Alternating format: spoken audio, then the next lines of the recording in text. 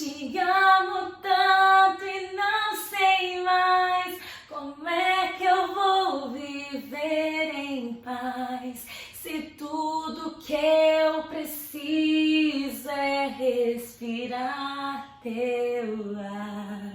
Oi, gente, tudo bem com vocês? Eu sei que nesse momento você falou assim, gente, isso daqui é um canal de música ou é um canal de literatura? Literatura, meu amor, literatura. Tudo bem com vocês? Aqui é a professora Indiara Maximiano, professora de literatura que canta mal, mas a gente dá uma disfarçada de vez em quando. E eu comecei essa aula cantando, por quê? Porque a gente vai falar de amor, lá. A gente vai falar muito de amor nessa aula de hoje. Hoje a gente vai falar sobre romantismo no Brasil, ok? Então eu já queria que você entrasse no clima, pegasse esse sentimento, essa coisa gostosa, que é uma delícia, a gente tá apaixonado, né? Antes disso, curte, comenta, compartilha e entra no nosso grupo do canal do Telegram, tá bom? Por quê? Porque vai rolar a lista de exercícios lá também.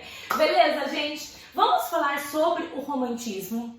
E o romantismo no Brasil, ele é um movimento literário bem pesado, assim, ele é um movimento literário denso, com muitas características, com muitas questões. Então, a gente vai ter que ir num pancadão para você, para caber tudo esse nosso processo em 15 minutos. Primeira coisa que a gente precisa levar em consideração é o seguinte: o romantismo começou no Brasil em 1836, com a publicação de dois livros que na verdade se juntaram e hoje a gente tem um livro só, que é Suspiros Poéticos e Saudades, de um carinha chamado Gonçalves de Magalhães. Segurei que eu vou falar mais dele aí pra frente, tá? Mas, o que estava acontecendo no mundo, o que estava acontecendo na Europa, de uma forma como um todo, pra gente entender por que aconteceu, por que começou o romantismo. Em primeiro lugar, o romantismo ele começou em decorrência, né, dessas ideias iluministas. A gente sabe que o iluminismo ele deu início ao arcadismo, mas foi um movimento, é uma corrente, uma tendência tão bacana que não coube apenas o período literário do arcadismo. O iluminismo, ele traz dentro da sua raiz, dentro da sua ideia, um pensamento de liberdade, né, de igualdade. Então, essa liberdade de expressão, liberdade econômica, liberdade política, liberdade literária, liberdade artística, né, de você construir e demonstrar esse conhecimento e essa tecnologia, vai explodir, para mim, a Revolução Francesa. E a Revolução Francesa vai ser o início de uma nova ideia, de uma nova tendência, até mesmo porque eles têm, né, todo esse pensamento, toda essa teoria da liberdade, igualdade, fraternidade, que é o lema da Revolução Francesa. E também a gente vai permear aí uma revolução industrial, que é quando a gente começa a maquinalizar as coisas e automaticamente o ser humano ele vai ficando para segundo plano e a máquina vai tomando o lugar do homem. Gente, é um processo de uma mudança da forma de viver e forma de se organizar no mundo. A gente está vivendo aí um momento de pandemia, internet tomando lugar de um monte de gente, um monte de coisa, e daí a gente já começa a pensar, Jesus, ou eu me adapto ou eu fico para trás. E é isso que vai acontecer. A Revolução Industrial vai trazer esse desconforto, esse momento e essa necessidade de adaptação. Muitas pessoas vão se adaptar mais fáceis, mais rápido, né? Outras vão demorar mais para se adaptar nesse processo e aí isso vai trazer uma angústia mundial muito grande. A questão da melancolia, da depressão, sociedade depressiva, todo mundo querendo se matar, gente. Uma coisa de louco.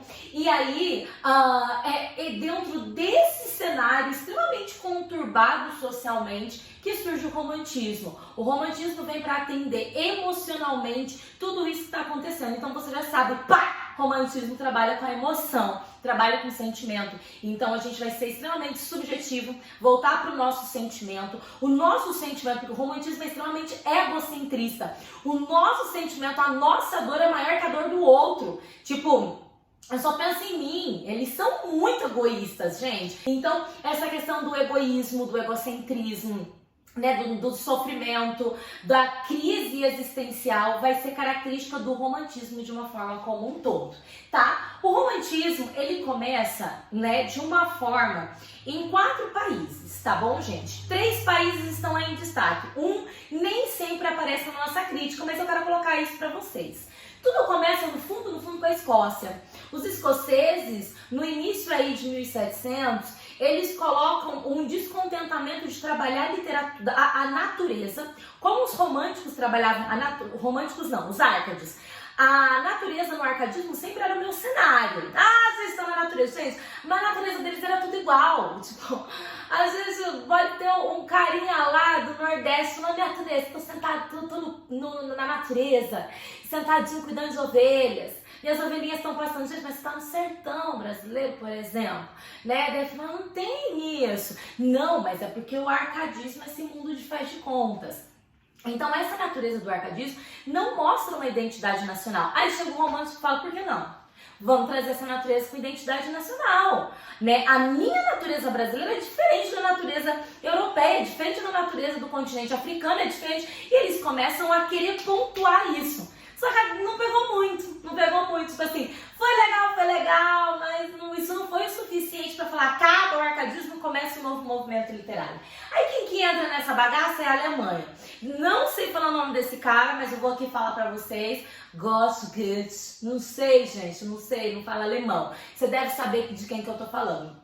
Ele escreveu um livro, Sofrimentos, de Werther, de um cara que se apaixona por uma moça, essa moça é comprometida por um outro rapaz, mas mesmo assim rola uma fera entre os dois e ela fala, não vou ficar com você porque eu vou me casar, eu tô noivo, vou ficar com meu marido, vou ficar com meu noivo, e ela se casa com o noivo e ele entra em pânico, em depressão de não ter um amor correspondido, ele vai lá e se mata. Gente, o que sucedeu? Galera começou a ler esse livro, começou a se matar. Daí você vai falar, olha, não, a galera começou a se matar, gente, vocês começaram a se matar. Então você fala assim, prof, mas por que eles começaram a se matar? Filho, a gente está vindo de uma revolução industrial, de uma mudança em que a sociedade está completamente depressiva, né? Então, eles não sabem resolver os seus problemas, eles veem alguém solucionando o problema deles com a morte, eles acham que tem que ser assim. Então, lê o livro, pá, começa a morrer, tanto que esse livro foi proibido durante um tempo, Sofrimentos de Werther.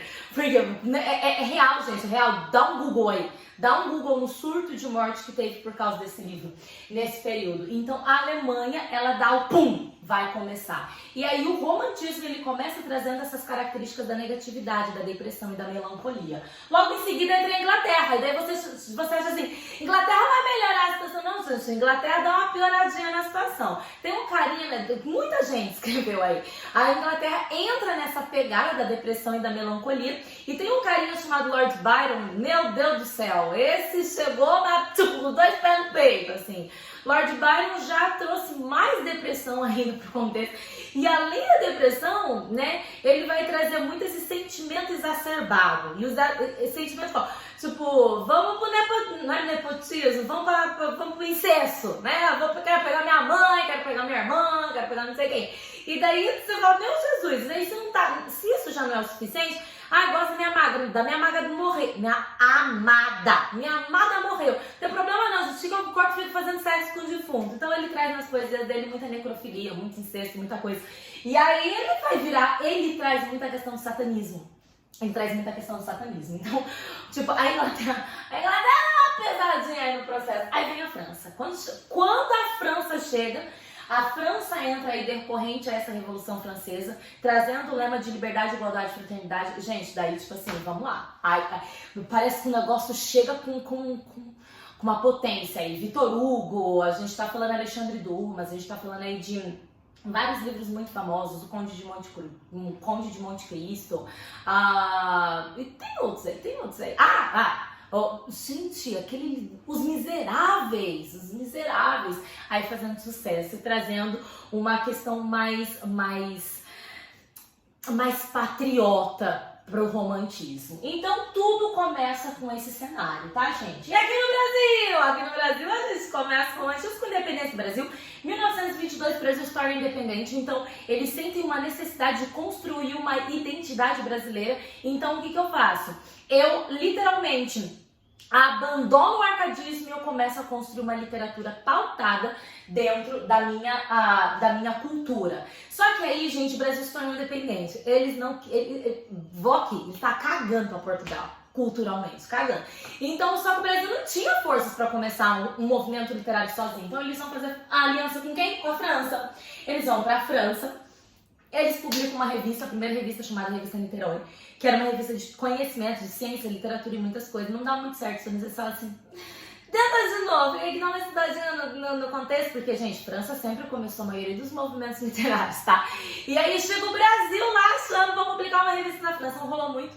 A França abriu as portas, eles melhoraram a situação, aí eles passaram a publicar mais 2 revistas, a Minerva e a Guanabara, que fez muito sucesso, durou aí de 3 a 5 anos de edição e publicação. Então a gente vai receber uma ajuda muito grande dos franceses, presta atenção nisso, porque o nosso romantismo brasileiro vai receber influência do romantismo francês. Beleza? E aí a gente divide o nosso romantismo na poesia em 3 gerações, primeira, segunda e terceira geração, e na prosa em 4 tipos de romances, tá bom? Primeira geração poética, ela vai ser conhecida como nacionalista e indianista. Adoro, gente! Por quê? Porque quando começou o romantismo, eu precisava construir uma identidade, eles falaram assim, o que chamou a atenção do português logo que eles pisaram os pés no Brasil? O índio, pá, minha característica da primeira geração. Natureza, pá, característica da primeira geração. E a religião representando a cultura.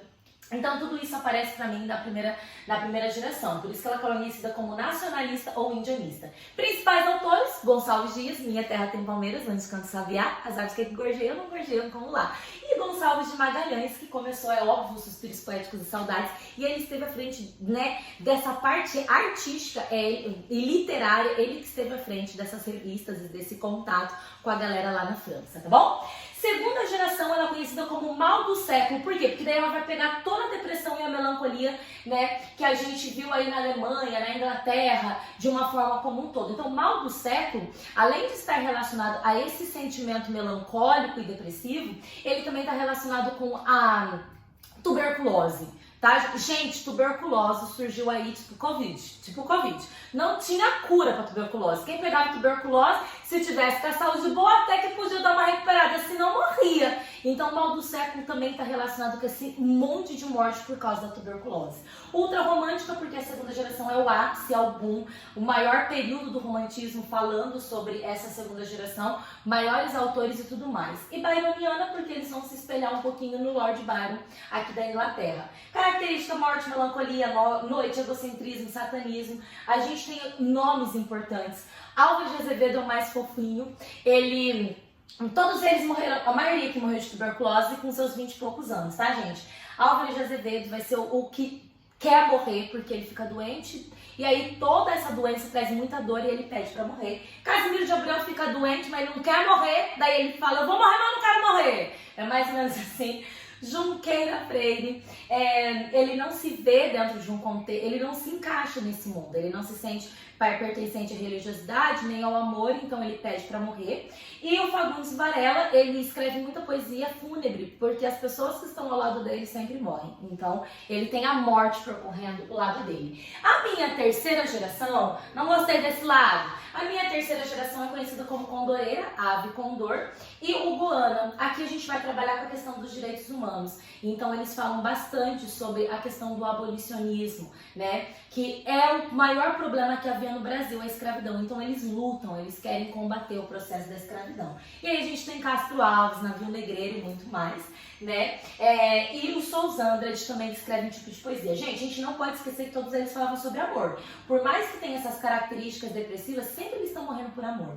E a gente termina com os 4 tipos de romances. O romance faz muito sucesso no romantismo e a gente tem os romances urbanos falando sobre a vida da burguesia, regionalista falando mais sobre o meio rural, histórico trazendo algum fato histórico e indianista, né, trazendo os índios como os nossos personagens principais. Maior autor, José de Alencar, que escreveu todos esses tipos de romances, mas também fez muito sucesso na prosa. Gente, é muita coisa, mas eu espero que vocês tenham curtido. Beijinhos e até semana que vem. Tchau, tchau.